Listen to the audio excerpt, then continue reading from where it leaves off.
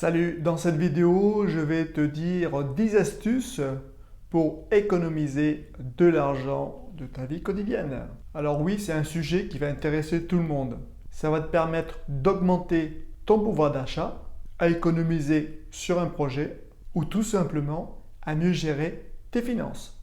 Et moi, je pense que toutes ces astuces, ça va être utile. Mais avant toute chose, s'il te plaît, n'hésite pas à t'abonner à ma chaîne YouTube en cliquant à bas à droite.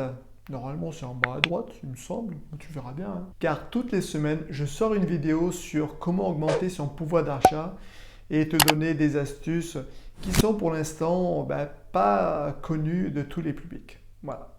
Et surtout, dans ces 10 astuces aujourd'hui, il y en a une qui me plaît beaucoup. Mais tu verras laquelle. Allez, attention, c'est parti. Première astuce, faire ses courses avec un budget et surtout avec une liste préétablie. Tu peux même aussi utiliser des cartes cadeaux, mais ça on verra dans quelque chose. Déjà, cette première astuce, ça va éviter tous les achats compulsifs. Oui, tu vas partir sur une liste en disant je veux ça, ça, ça, ça, ça, et tu vas pas aller à gauche et à droite, ainsi de suite. Déjà, gain de temps, voilà. Et surtout, gain de pépette, parce que sinon, tu risques d'aller un peu partout. C'est un peu ce qu'on fait quand on n'a pas de liste. Donc moi, personnellement, je préfère le drive. Et au moins avec le drive, je paye avec mes cartes cadeaux. Et en plus, hop, je sais ce que je commande chez moi, je récupère, ainsi de suite. Et c'est très rapide. Et je ne fais pas en plus d'autres achats. C'est ça qui est pas mal. Aussi, un petit truc, si tu as le temps, n'hésite pas à comparer les achats que tu vas faire avec d'autres anciennes. Alors, moi personnellement, je ne le fais pas parce que ça me fatigue.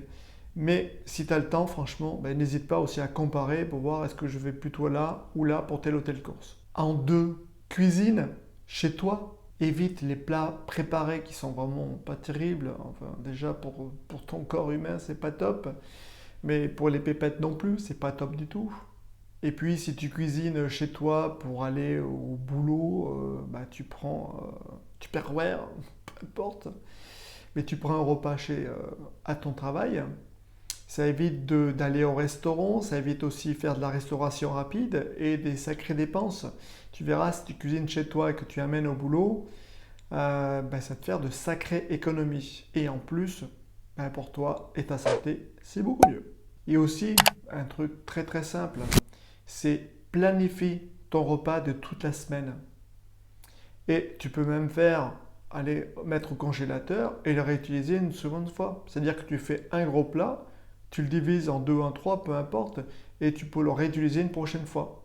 Un gain de temps et un gain d'argent.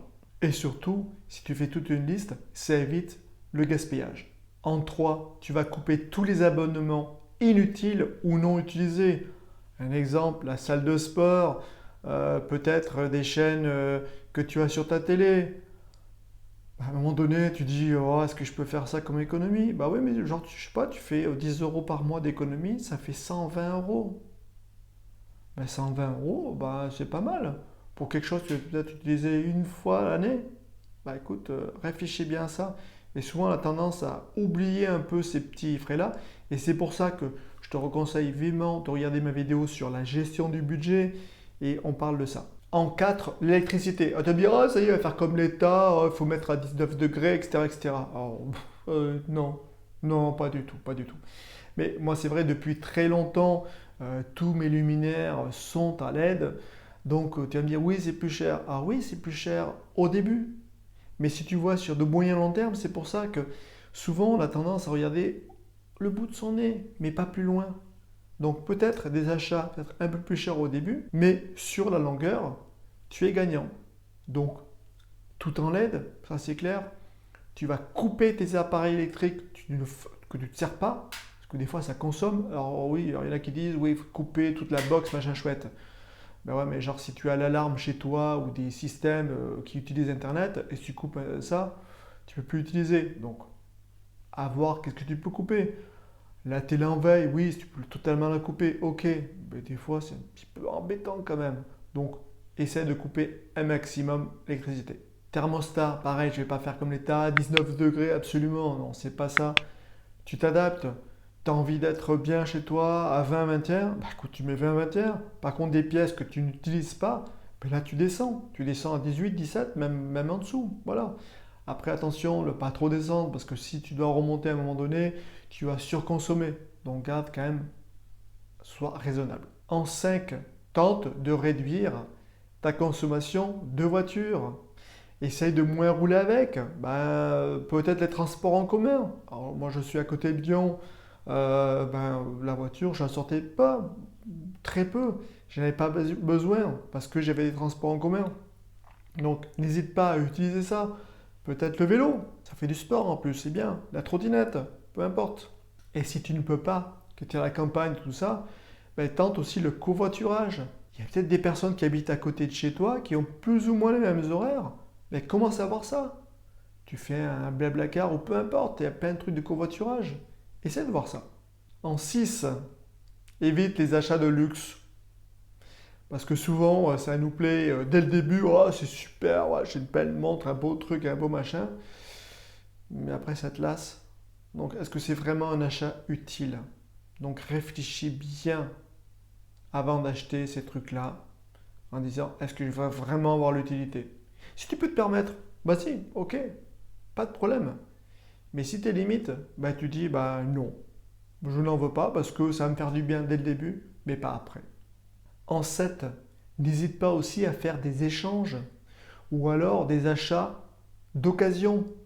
Un exemple qui me vient tout de suite, je n'avais pas noté, mais tu es à la campagne, il y a des sites comme ça qui disent, voilà, tu peux louer un peu ton motoculteur, ainsi de suite, contre autre chose, ou alors contre de l'argent, ou alors contre un autre service. Ça fonctionne très bien, ce système d'échange. Donc n'hésite pas à voir ça sur Internet. Il y a des sites qui sont très bien pour ça, et ça peut vraiment te faire un bon business, surtout qu'un exemple, je ne sais pas, la tondeuse, tu ne l'utilises pas tout le temps, peut-être le voisin il serait bien content contre peut-être une autre aide, ou peu importe. Et tu verras, c'est de petites économies, mais qui font au bout des grosses économies. Et bien sûr, les achats d'occasion, ça permet d'éviter aussi de réutiliser ou de réacheter quelque chose. Donc là, on réutilise. C'est quand même bien. Une seconde vie, c'est pas mal, hein. En 8, attention aux petites dépenses. Oui, tu vas faire, je sais pas, une randonnée, ainsi de suite. Tu dis, attends, j'ai pas pris une boisson, je vais acheter une boisson, je vais acheter un truc, machin chouette. Même si tu avais déjà préparé avant, je sais pas, ta gourde avec quelque chose, de quoi manger que tu avais préparé,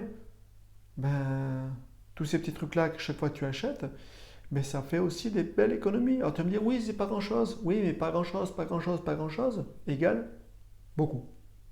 Donc fais gaffe à tous ces trucs-là, tout ce qui est collation, etc., etc., à faire gaffe. En 9, je vais vraiment le répéter, mais établis un budget.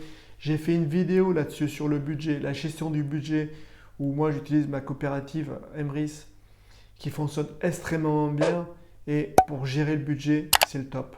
Et en 10, oui, c'est ma pépite que je connais depuis 2018. Oui, 2018, j'ai commencé qu'en 2019, malheureusement, mais c'est pas grave. Mais c'est les cartes cadeaux. Tu me dis, pourquoi les cartes cadeaux? Les cartes cadeaux, au lieu de dépenser de l'argent avec ta carte bleue, tu achètes des cartes cadeaux qui te font gagner de l'argent. Tu vas me dire, c'est quoi ce truc-là? Écoute, n'hésite pas à te regarder ma chaîne où je parle beaucoup des cartes cadeaux et de ma coopérative Emrys la carte. En tout cas, je te remercie d'avoir écouté cette vidéo jusqu'au bout. Surtout le 10e bon plan, tu pourras regarder d'autres vidéos et c'est vraiment intéressant comme système. N'hésite pas aussi à m'écrire. Et puis toi, est-ce que tu connais d'autres astuces? N'hésite pas aussi à les mettre en dessous en commentaire. Et je te dis à bientôt pour de prochaines vidéos. Salut!